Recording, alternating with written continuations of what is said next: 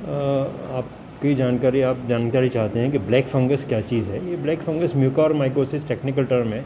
कोई भी फंगस जो भी बॉडी में ग्रो करता है वो जब ही ग्रो करता है जो कि जबकि शरीर की रोग प्रतिरोधक क्षमता इम्यूनिटी कम हो जाती है। वैसे भी हम देखते हैं जैसे मकानों में काइयाँ जम जाती हैं, बर्तनों में फंगस जम जाती है, खाने में फंगस जम जाती है। तो ये चीज़ जब होती है जबकि फफूंद को जो फंगस होती है उसको सबस्ट्रेट मिलता है, कुछ खाने को मिलता है। ऐसे ही हमारी बॉडी के ऑर्गेनिक मटेरियल को जो फफूंदी है वो खाने की कोशिश करती है।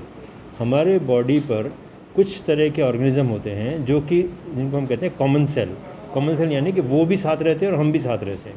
वो हमारी बॉडी में ऑलरेडी होते हैं और ऐसे अरबों तरह के जो बैक्टीरिया हैं वो हमारे शरीर में होते हैं, अरबों होते हैं, लेकिन वो हमारे शरीर को नुकसान नहीं पहुंचाते और कुछ तो हमें फ़ायदा भी पहुंचाते हैं। अब जो इसके बारे में चर्चा कर रहे हैं हम कोरोना वायरस के सिलसिले में, ये जो कोरोना वायरस है ये दो तरीके से हमारी बॉडी को नुकसान करता है।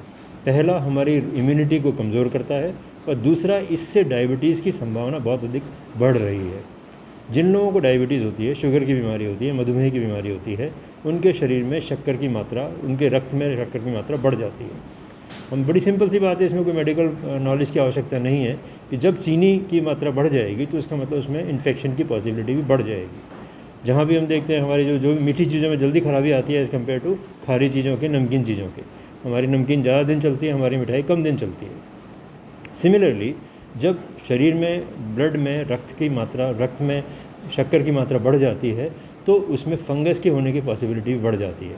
तो दो चीज़ें हो गई, पहला तो कोरोना की वजह से इम्यूनिटी पावर कम हो गई और दूसरा कोरोना से शुगर की मात्रा बढ़ गई, इसलिए उसके फंगस होने की संभावना बढ़ गई।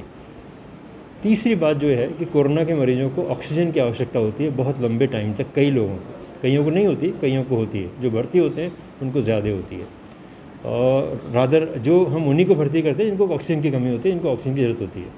ऑक्सीजन जाती कैसी है? प्लास्टिक की ट्यूब के थ्रू जाती है। साधारणतः हम ऑक्सीजन ऐसे नहीं देते हैं, उसको हम मॉइस्ट करके देते हैं, नम करके देते हैं। क्योंकि अगर हम ड्राई ऑक्सीजन देंगे तो पूरे शरीर में अंदर तक फेफड़ों में वो खुश्की हो जाएगी। जैसे आप जानते हैं, आपका एक्सपीरियंस सबका होगा कि हम सर्दियों के मौसम में हमारी जो स्किन होती है वो फट जाती है, ड्राई हो जाती है। कारण यही है कि वो हवा में नमी की मात्रा कम हो जाती है।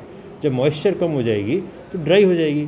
इसलिए इस ड्राइनेस को प्रिवेंट करने के लिए, रोकने के लिए, हमारे फेफड़े अंदर तक ड्राई नहीं हो, शुष्क नहीं हो, सूखे नहीं, हम उसे मॉइस्ट ऑक्सीजन देते हैं, नम ऑक्सीजन देते हैं। जिन लोगों का एक्सपीरियंस है, जो अस्पताल में आए हैं, देखा है जिन्होंने, वो हम देते हैं पानी के थ्रू। मतलब जो ऑक्सीजन है पहले हम उसे पानी की बोतल में डालते हैं, फिर उसके जो बबल निकलते हैं वो नम हो जाते हैं, बबल्स, और वो बुलबुले शरीर के ऑक्सीजन के वो शरीर में जाते हैं। तो 3 चीज़ें हो गई। पहला, कोरोना से इम्यूनिटी कम हुई। दूसरा, डायबिटीज़ से इम्यूनिटी कम हुई, डायबिटीज़ से फंगस की मात्रा बढ़ गई। और तीसरा, नमी, जो कि हम ऑक्सीजन के थ्रू दे रहे हैं। तो वो जो प्लास्टिक की ट्यूब के थ्रू हमने जो नम ऑक्सीजन दी, उसमें फंगस की पॉसिबिलिटी बढ़ जाती है। तो कोरोना से ये फंगस, जिसको हम ब्लैक फंगस कहते हैं, टेक्निकल टर्म में म्यूकोरमाइकोसिस कहते हैं, वो हो जाता है। सबसे पहले वो होता है नाक में, और नाक के थ्रू गले में और उसके आसपास के एरिया में।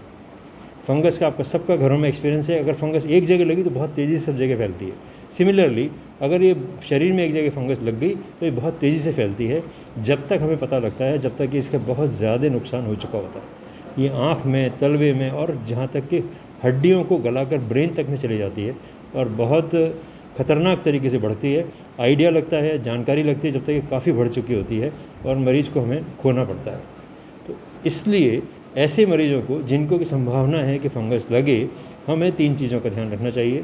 डायबिटीज़ को हर हालत में कंट्रोल रखना चाहिए, बॉडी इम्यूनिटी अच्छी रहे, उसलिए हमेशा जो हम कई बार बात करते हैं, खाने पीने की चीज़ों का ध्यान रखना चाहिए, रेगुलर एक्सरसाइज करनी चाहिए। और अगर हम ऑक्सीजन ले रहे हैं तो ऑक्सीजन की जो बॉटल है जिसमें पानी भरा हुआ है, जिसके थ्रू बबल के थ्रू मॉइस्ट होकर ऑक्सीजन जाती है, उस पानी को प्रेफरेबली मिनरल वाटर या डिस्टिल वाटर से चेंज करना चाहिए।